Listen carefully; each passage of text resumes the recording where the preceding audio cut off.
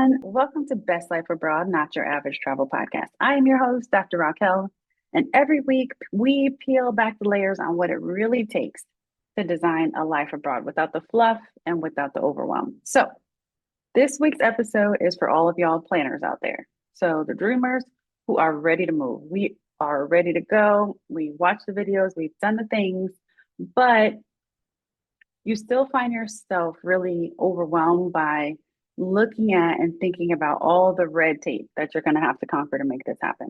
So today we are talking all about visas, documents, and deadlines, all of the legal side of your international move. And if just hearing those words makes your heart race and your chest get a little bit tighter, don't worry, I got you. Okay, so today I'm going to break it all down: visa types, the essential documents that you'll need, your key timelines, and some sanity saving tips to keep your paperwork in order. So, we're going to just do our best to make this bureaucracy feel a little bit more doable for you. And honestly, the paperwork is where a lot of people stop. I talk to people all the time. They're ready, they're excited, they're planning the things. The dream is alive and well until someone says, okay, but what visa do you need? And then boom, dream deferred. So this is honestly understandable because it can be really, really overwhelming. So a few reasons why I completely understand. One is it feels very foreign. It literally and figuratively is completely foreign.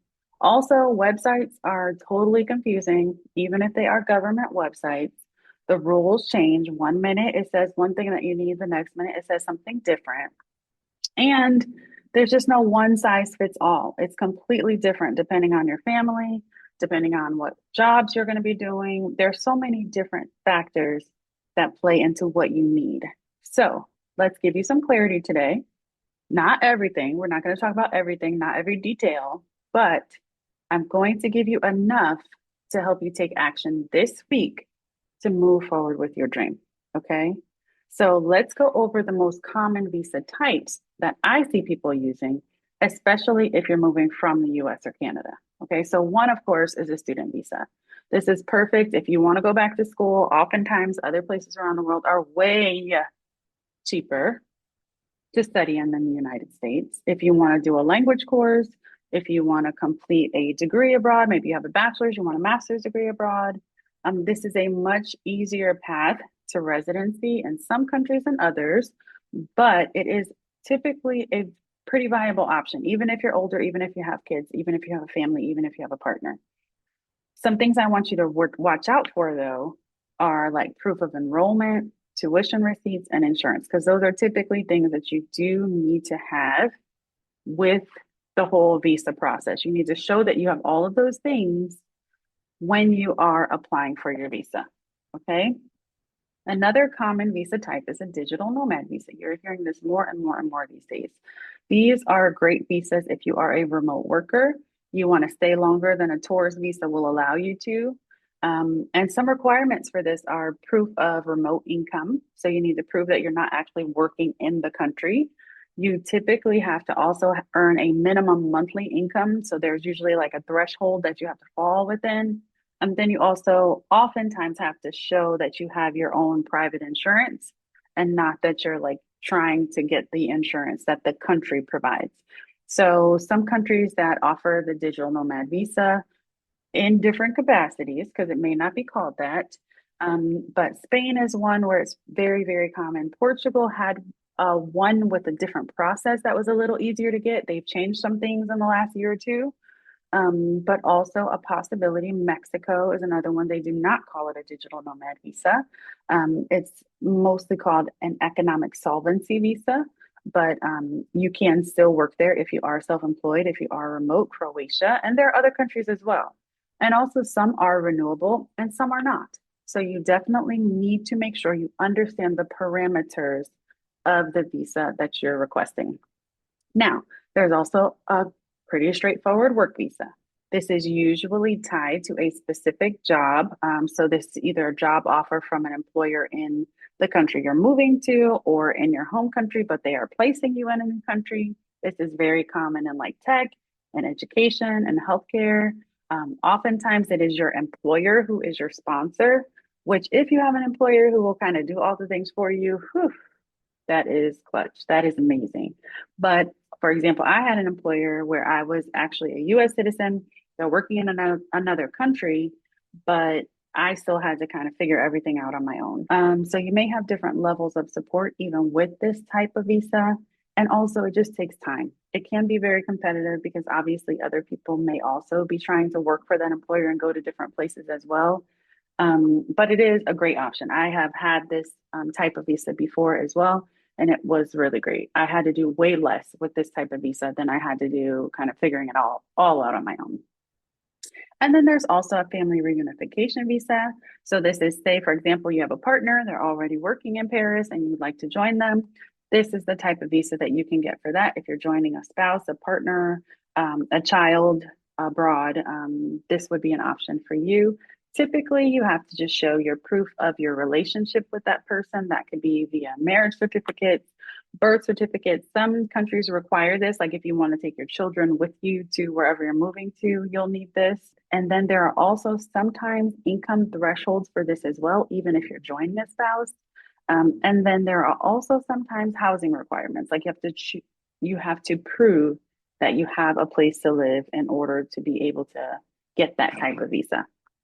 And I know that you've already decided on your at least your top two countries, if not the country that you'd like to move to, based on the conversations that we've already had this season. So if you have your top two countries that you're serious about, I want you to go ahead and start comparing how the visa processes differ with those two countries. So one may be a lot more straightforward than another. That is what basically the process that I went through and how we landed on Mexico. So there were top two countries that we wanted to move to. I looked at kind of the visa process for one, the visa process for the other, what were our priorities in terms of like where we wanted to be and what visas we wanted to be able to utilize. And that's how we landed on Mexico. And so it's important that you really understand what your visa options are and what the different visas allow you to do. Okay. Now, let's talk about what documents you will more than likely need for the visa process. And this is going to be kind of the standard documents that most people are asked, regardless of what visa type or what country you're planning on moving to. So here is your starter list. Are you ready? Essentials. Write this down. You definitely will need a valid passport. You cannot go anywhere without a passport. And your passport needs to not be expiring within 6 months of when you're trying to be there. So if your passport is valid now, but it expires in the next 3 months, you need to get a new passport like ASAP. And there is, I think, at least a 6 week wait in most places for a renewed passport, but you need to make sure that your passport does not expire within at least the next 6 months. You also need a copy of your birth certificate. If you have children, you absolutely need a copy of their birth certificate.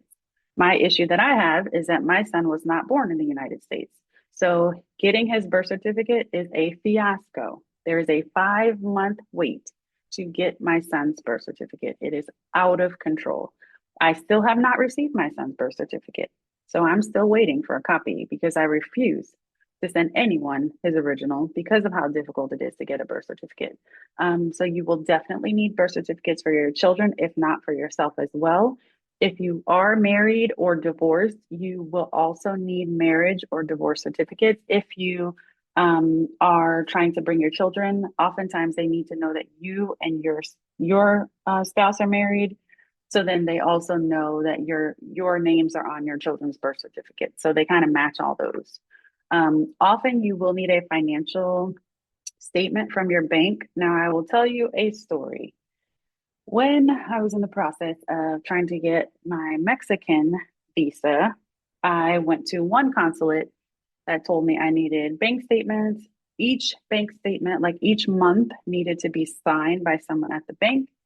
And I needed to attach that person's business card to the front of that bank statement. I went to my bank. I requested this over the course of several weeks, to which my bank said, we do not do that. We don't even have business cards. So that is not even a thing. So I drove 2 hours to a bank branch because I do not live near my bank branch. I drove 2 hours to this bank branch for them to tell me there is actually an office that does do this. They sign it, they do whatever it is that you need, and then they send it to you. However, they told me this 2 days before my actual consulate appointment, and it took 5 business days to receive that information. So I was like, okay, well, this is what the last consulate told me that I needed. I didn't have it. So obviously, I was not approved for my visa. I have another appointment in 2 days. I've been calling you. You said that this is not a thing. I'm just here trying to get whatever I can get. But sure, just send it to me. And if it comes in time, great. If not, then I guess I'm going to move forward with what I have. I went to the next consulate. They completely took the bank statements that I gave the last people. They didn't ask for anything extra, and I have a visa.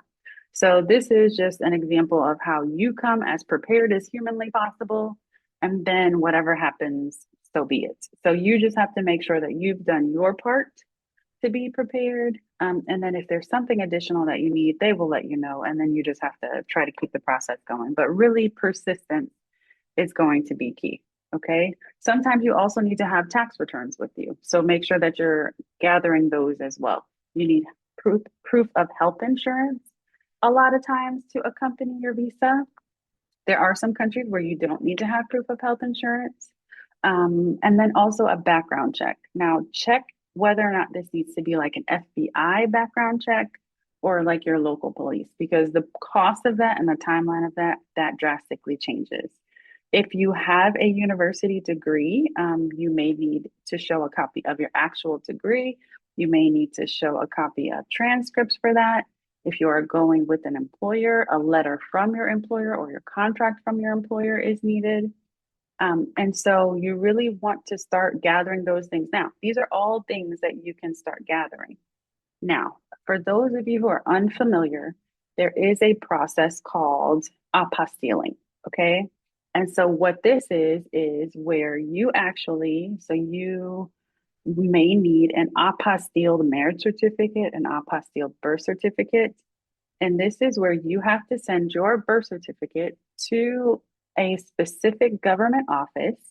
That government office stamps it to say, yes, this is an official government document. So you may already have a stamped birth certificate from your state, but you then need to send that birth certificate to another office in your state for them to apostille it. So, for example, I have a Connecticut birth certificate. I had to get an official copy of my Connecticut birth certificate. Then I had to have that sent to me. Then I had to have that official copy that I received sent to the Department of State in Connecticut, where they then apostilled my birth certificate. Then I had to wait for that to come back to me. And then after I received my apostilled birth certificate, I then had to send that off to be translated, wait for that to take time, and then get that sent back to me. So I had to do that for myself in Connecticut, for my husband in a different state, for my daughter in a different state, and for my son in Belgium. So that took a while, needless to say. But we did have to have all of those documents. So it is important for you to understand that you need to start now with gathering and collecting the documents that you need. Okay. Now, this week's assignment is to start either a digital or physical folder labeled Move Abroad.